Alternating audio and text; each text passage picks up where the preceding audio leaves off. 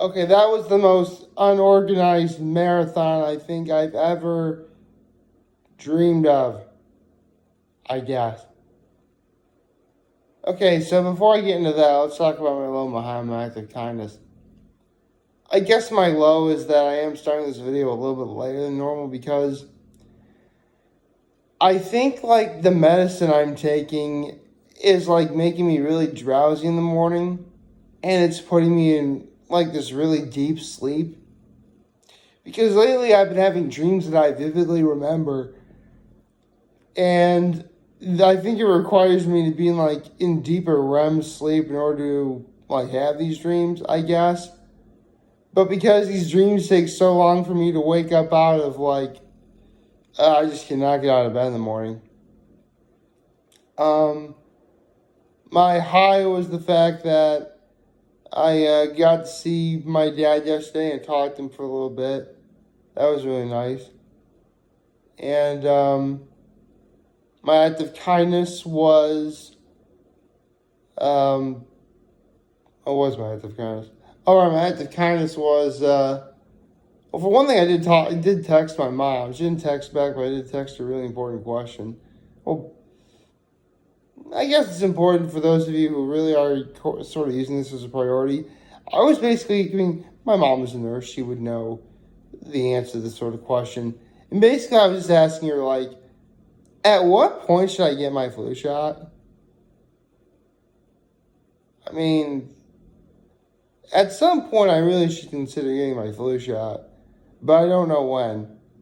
I mean, I know technically the sooner the better, but you don't want to have it too soon because what if some sort of new variant of the flu arrives or something?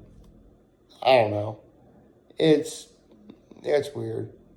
Plus, I also cleaned up my apartment a little bit. That was an act of kindness for me. So anyway, good morning and happy Thursday, everyone.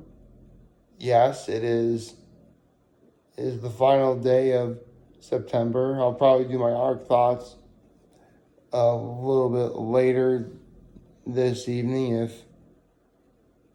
if I can remember to do it.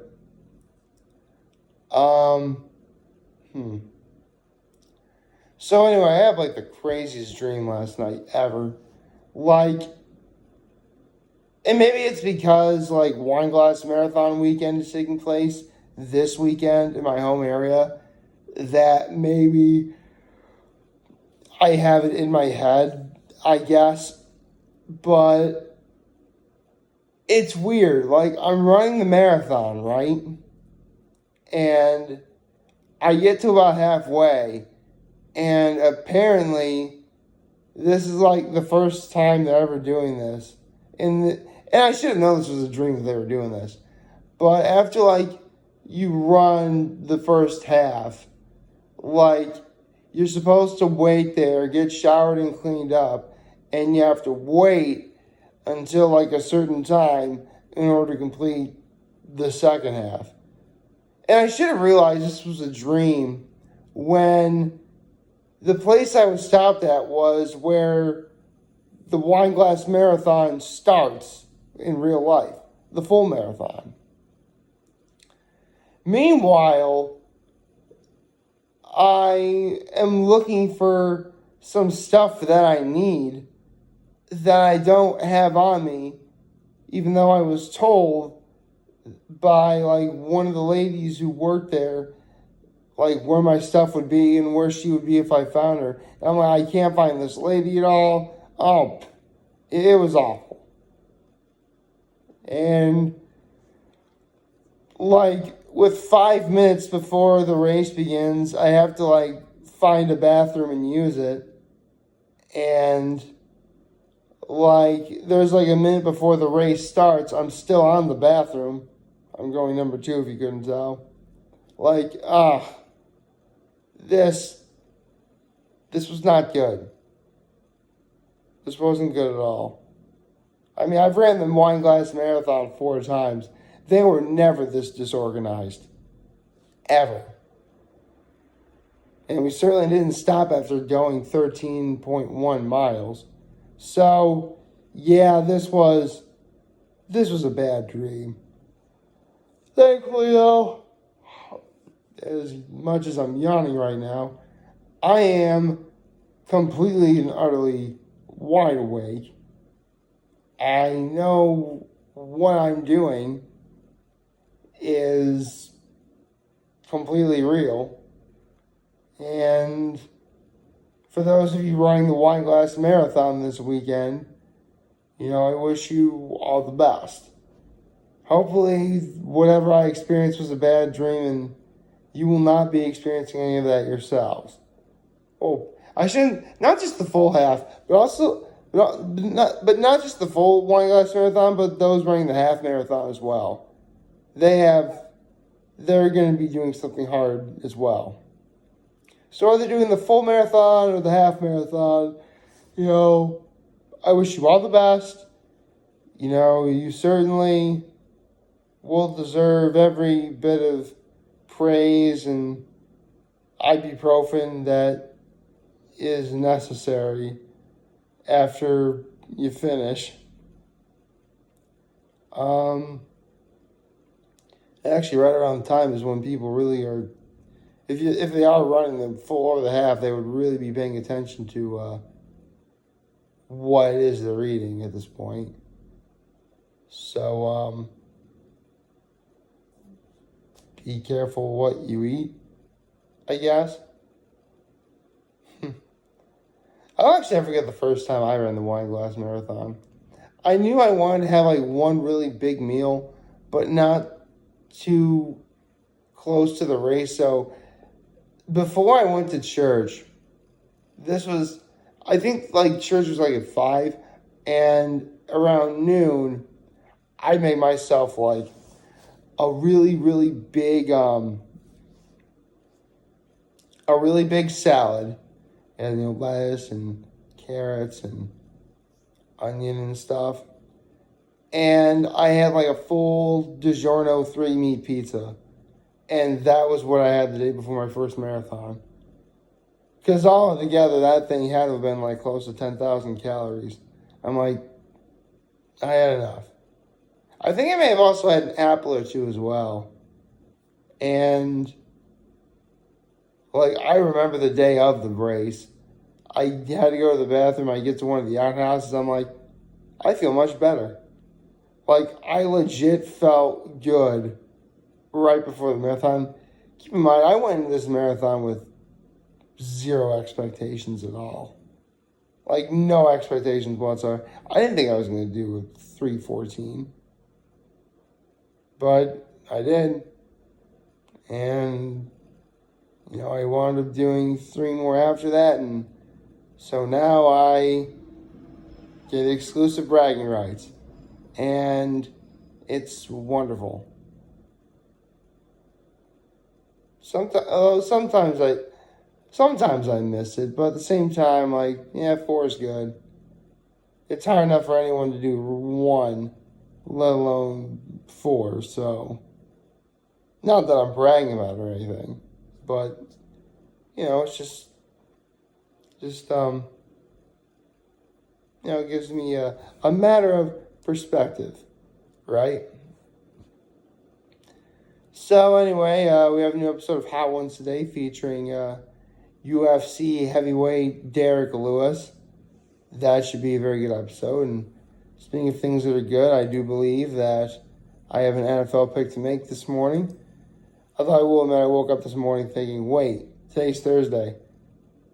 Holy cow, I forgot to talk about the Masked Singer, didn't I? Oh, boy. Okay, let me get to the Masked Singer before I make my NFL pick real quick. So, the Masked Singer was extraordinarily, hilariously awesome. It was great. We were featured to 5 new contestants, which were all very, very, very good in their own right. I need to look at the song. I don't remember all the songs they sang last night, by the way. All right, so, last night was the Group B premiere. And last night they premiered, let's see, the Queen of Hearts, the Mallard, which is like a duck, or a Drake Mallard from Darkwing Duck, the Cupcake, the Dalmatian, and a couple known as the Banana Split, which was the best performance of the night. And the music each and every one sang was brilliant. Like Queen of Hearts sang Born This Way by Lady Gaga. Mallard did Save a Horse, Ride a Cowboy by Big and Rich. Love that song. Cupcake did Heat Wave. Dalmatian did Beautiful by Snoop Dogg. And Pink did... Banana Split did A Million Dreams by Pink. In the end, though, it was the Dalmatian that wound up getting out, and it was Tyga. Not gonna lie, bro, I had no idea who Tyga was. But he was really good. And I love how, like, Tyga's reasoning for doing the Masked Singer is like, Lil Wayne did it. So that was really funny. That was really funny. Like, yeah, it was Lil Wayne. Oh, sorry, I have an itch in my nose. I'm sorry. Anyway, I have an NFL pick to make. So let's get to that, shall we? Let's see. Today at 8:20 p.m. Ooh. This is definitely a matchup worth watching. It's the Jaguars and the Bengals. Now, the Jaguars are arguably the worst team in the NFL right now. In fact, full disclosure, I can already tell you right now, I'm picking the Bengals to win.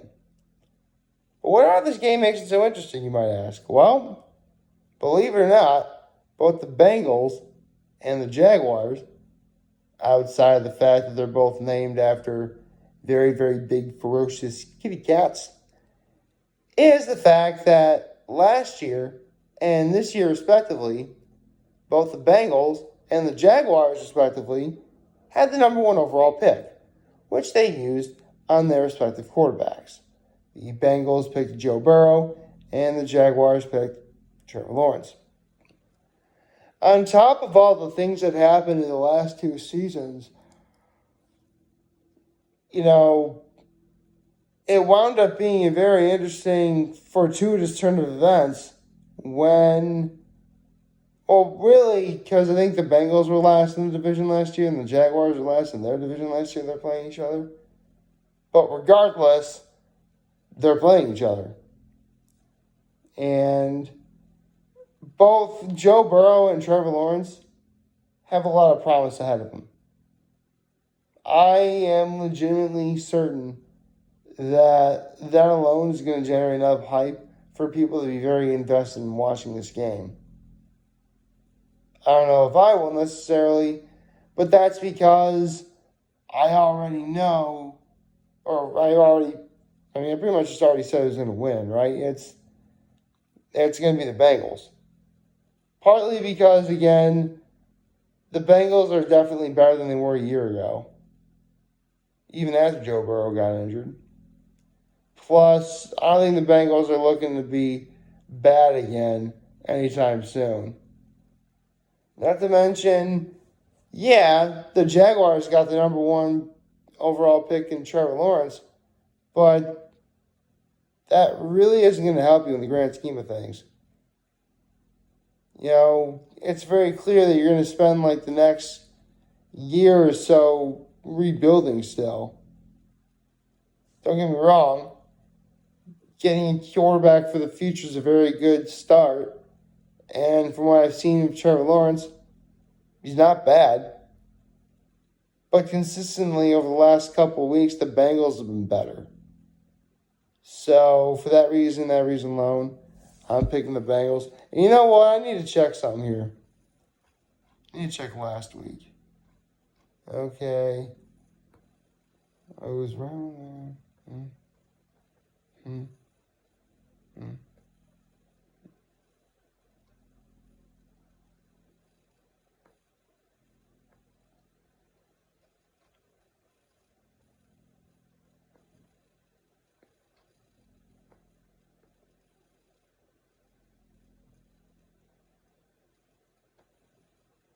Or at 11. Okay, so right now, for like the third week in a row, I'm 11-5. So if I do the math real quick, I gotta open up my file. One moment, please.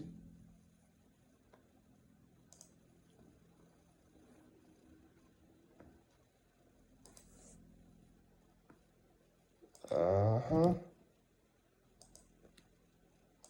Mm-hmm. That makes me 33-15 for NFL picks. Well, let's see if I do better this week. Like, favorite, share, subscribe, and follow me so you guys are using YouTube. I'm your home, least with you forever. You guys watch the show for me. Hope you have a wonderful, wonderful Thursday. Remember, you guys want to talk show, I'm be here to let you know. So back. Take care and make good choices. And I'm going to try and get my arc thoughts done later today. See ya.